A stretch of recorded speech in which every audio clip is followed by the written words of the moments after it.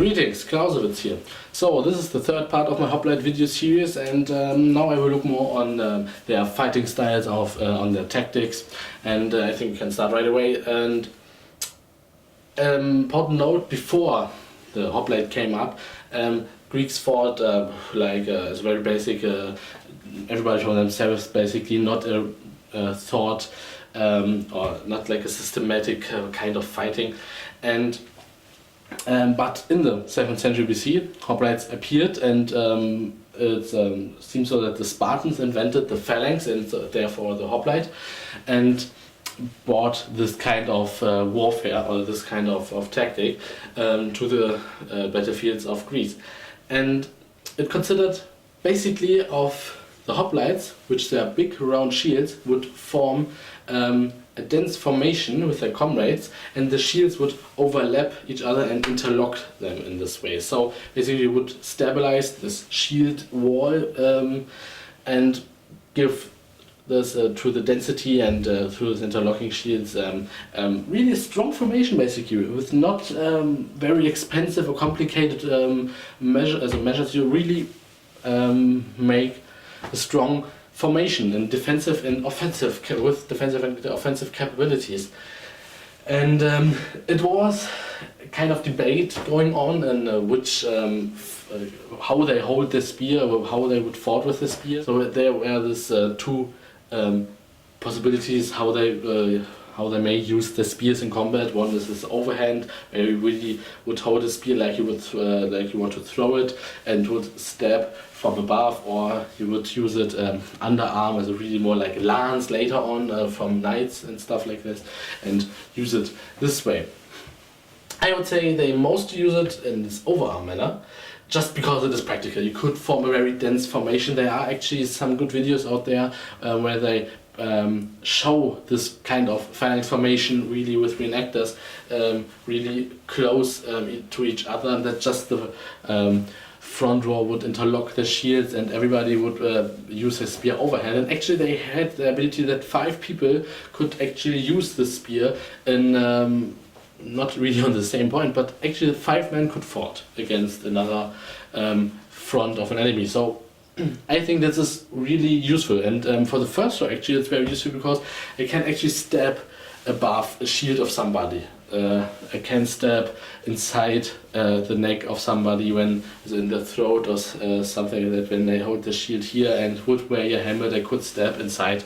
And on the other hand, when they mostly fought against other hoplites, and if 2 hoplite formations would kind of clash to each other, not really with much force, but if they would, you wouldn't want to give the enemy the reach advantage. So if they would basically fight with this underarm style, they could basically gain more reach in it and stab secure from here.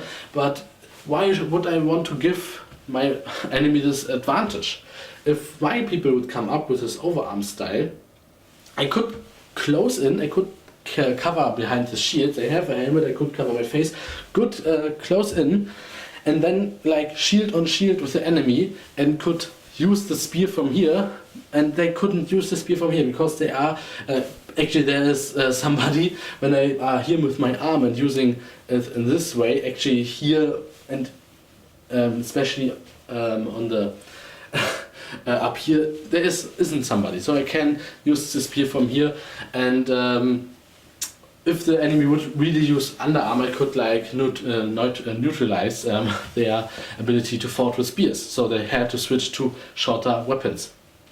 And maybe my front row would switch too, because they are so close to each other. And this is really important that they fought against other hoplites. And basically the thing was to break the formation of the enemy. So if you would break on one side the formation, you could switch over. Or basically if the enemy couldn't form a new formation, you could get pushing and pushing, they had to retreat, and so you would win the battle. And this is what I mentioned before, like they set up 1 or 2 major battles and look who was victorious, and they wouldn't go through the extent to the last escalations of battle of war. This changed later on. Another discussion is actually about the usage of the spear. underarm or overarm and advantages and one. Actually, Thrand made really good videos about this. I will link them here in the description, because he really had an idea of use it very effective, this overarm spear, like a little bit of throwing involved it, as a kind of throwing, and it's really informative. I recommend it. I will link them in the description. Another discussion about hoplite warfare is this idea of pushing match, that like they just pushing each other and would just break from it. I don't think this is true. I would say there is some truth in it. Like, sure, you have to put force in it. You really want to break through a formation, but really just like behind something and pushing isn't the answer to that. But I will make in the next part I will just talk about this pushing match idea and how I think this would fit and how they pushed or whatever did in battles. So I just want you to concentrate on the phalanx itself.